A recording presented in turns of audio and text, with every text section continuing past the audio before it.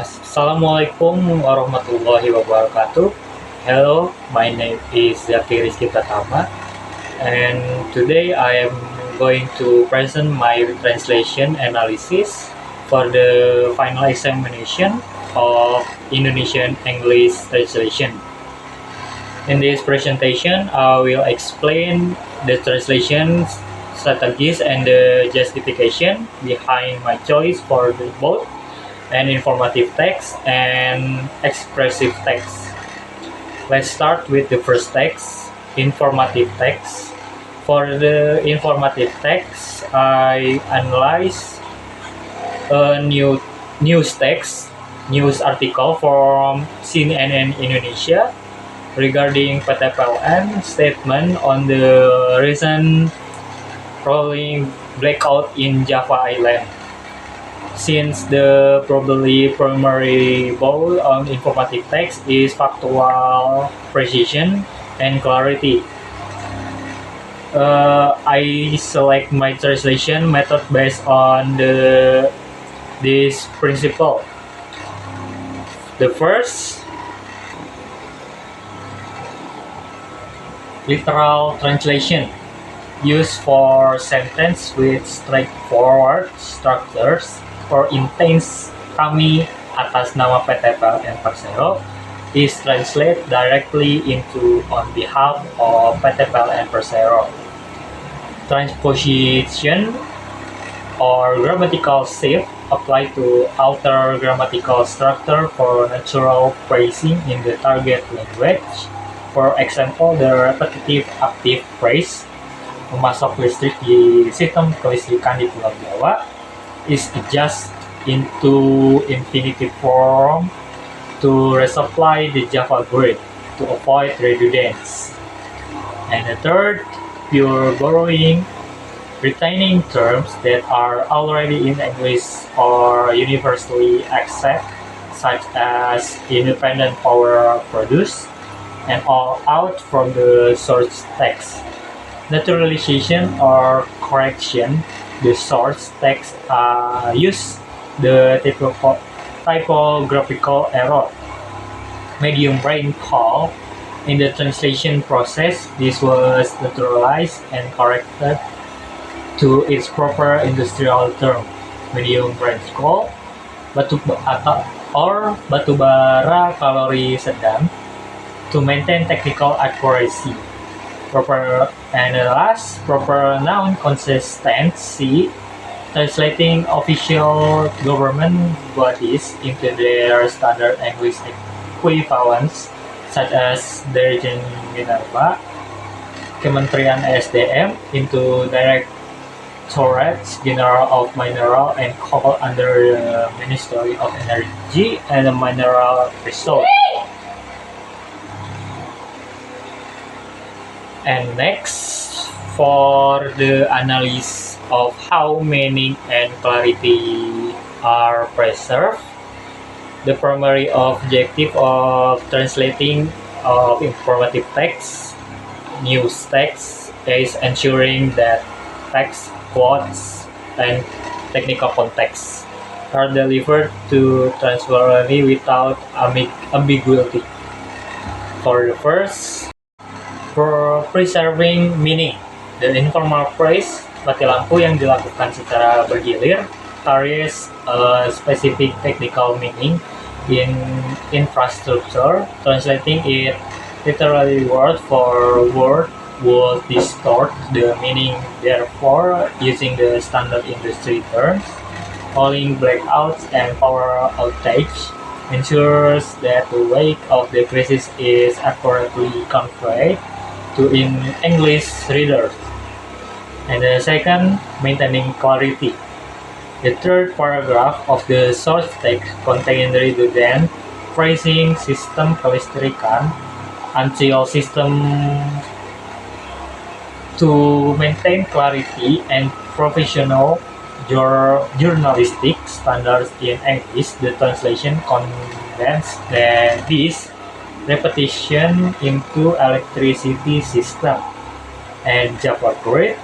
Furthermore, The tautological phrase secara intens continue terus-menerus is simplified into intensively and continuously to prevent wordings while fully preserving the urgency intent by the speaker.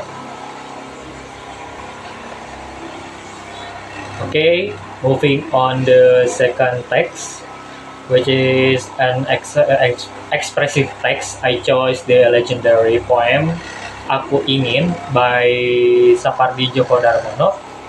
Translating poetry is entirely different because the challenge is preserving the emotional resonance and aesthetic beauty.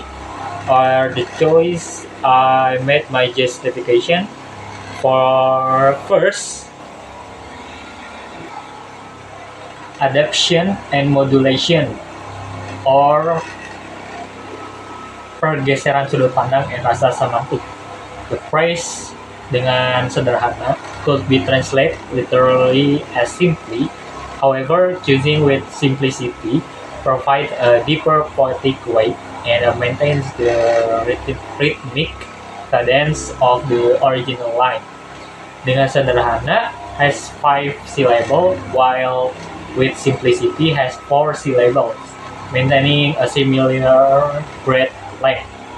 And the second, position grammatical realignment. The Indonesian phrase yang tak sempat diucapkan kayu kepada api use a passive creative construction, translating it directly as that was not yet spoken by wood to fire. Feels clunky and lose its romantic urgency. Therefore, it was transposed into an active experimental clause that would never have the chance to say it to the fire. This alternative preserved the emotional nuance of lost time implied by the word sempat. And the last diction selection for imagery. The word tiada at the end of the poem means non-existent, while gone or non-existent are direct equivalents. Nothingness was chosen to capture tragic existential, the artistic weight of Sapardi romantic devotion in echoing the heavy emotional closure of the original text. And next, for discussion of challenge in literary translation, the biggest challenge in translation Aku Ingin lies in preserving emotional impact and subtle rhythm without letting the language barrier make it sound mechanical. For the first, the nuance of sempat. The Indonesian word sempat carries a profound existential regret, doing something before a crucial irreversible moment. English lacks a single word that precisely captures this sentiment. Translating it required expanding the phrase to never had the chance to, which successfully carries the emotional burden of the tragic relationship between the elements with fire called rain. And the second, preserving the imagery of destruction. Sapardi used the element of nature to portray love that consumes and diminishes the lover, menjadikannya abu and menjadikannya tiada. The challenge was ensuring that the English translation maintained the vulnerability of the nouns, as and the nothingness. The passive translation from wood to ash and cloud to rain represent total surrender, which must sound effortless in English just as it flows seamlessly in Indonesian. rhythmic balance. The original poem relies on the gentle lullaby like repetition. Aku ingin mencintaimu by keeping the English opening structure identical. I want to love you. The hypnotic rhythmic parallelism are successfully preserved for the foreign reader. Maybe just that can I say thank you for listening. Assalamualaikum warahmatullahi wabarakatuh.